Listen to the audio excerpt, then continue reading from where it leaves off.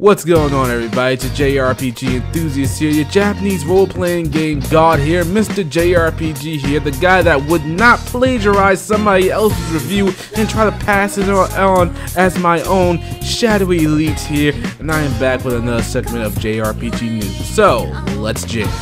So now we have a release date, an English release date for The War Ends With You Final Remix, and that is October 12th in North America and Europe. If you don't know, The War Ends With You is was a DS game that was released, Jesus H. Christ, 10 years ago.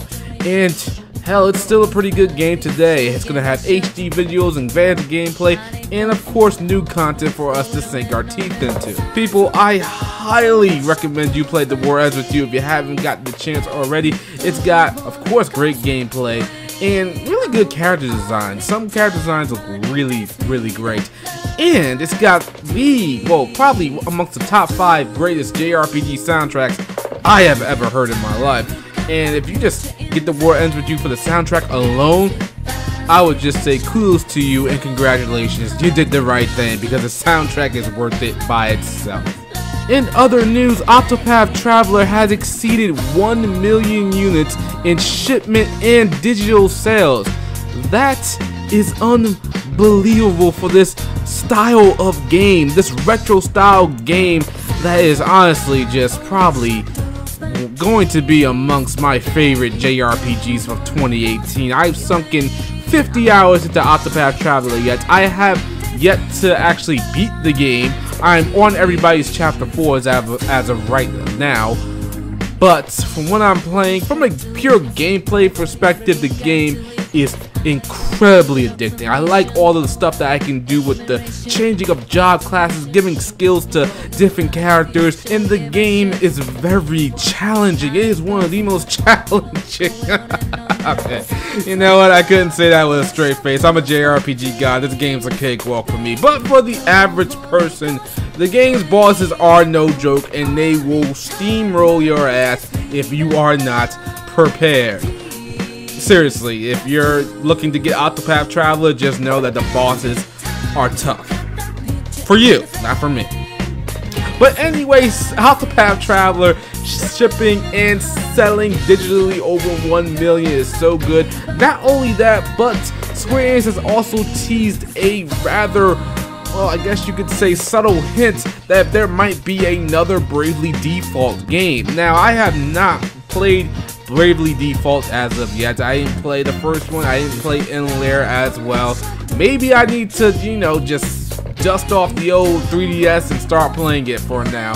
But if they do announce another Bravely Default game, that's all well and good for me. I'm sure everybody who played them are really happy with them, and they can't wait to play the third entry, I guess, to the series. And maybe, just maybe, I will give Bravely Default a shot if it comes out on the Switch. If it is a Bravely Default game, which I can't imagine it not being with this image in particular.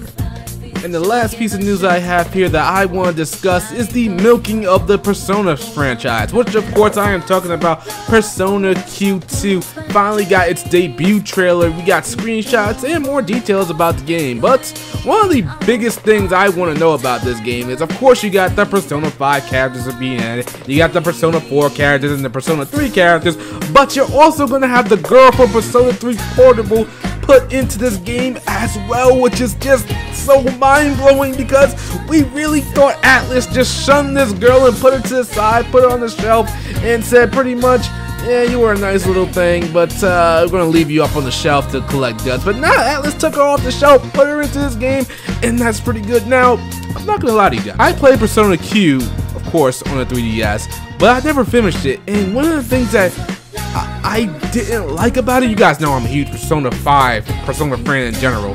Fanboy alert here, 100%. But one of the things I didn't like about it was its Etrian Odyssey side, the creation of the map, putting doors, putting important places down the map. And to be honest, it just turned me off so much that I couldn't finish the game to this day. And I don't know, maybe this one will be a little bit different. Maybe it'll be a little bit easier for someone like me to navigate the game with the maps, because if you haven't seen my live streams, I'm pretty much like Zoro when it comes to my sense of direction in JRPGs. Well, at least on live streams, okay? When it comes to live streams, it's pretty bad. But this is great news. I can't believe that they're actually still leaving this on the 3DS, to be honest. I could have sworn that maybe they would have made the port to the Switch. That'd be pretty cool, because the 3DS is, well, more or less, you know, on its last legs for the most part, but it had a damn good run. But, you know, if it does come out for the 3DS, you know, me being the huge Persona fanboy I am, of course I'm gonna get it either way.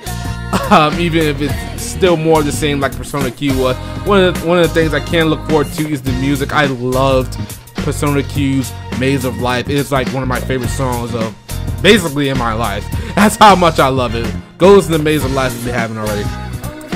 But yes, I'm going to definitely pick up Persona Q2 when it releases. We don't have an English release date for it just yet, but Japan is getting the game on November 29th. So of course this is going to be a 2019 JRPG for you guys to sink your teeth into, and maybe we'll get it early 2019, and who knows, maybe between now and the release in Japan, maybe they might just announce a Switch release. I don't know, probably not, but hey, you Switch game guys can all hope. Switch game, Joy-Con boys, where are you guys at? Sound off in the comment section.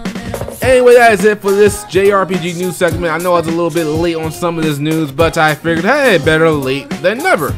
Let me know in the comments what you guys think about all this. Subscribe if you are new to the channel. Listen to the HPMP JRPG podcast. We had a new episode very recently. And people, I'll see you all very soon. Peace.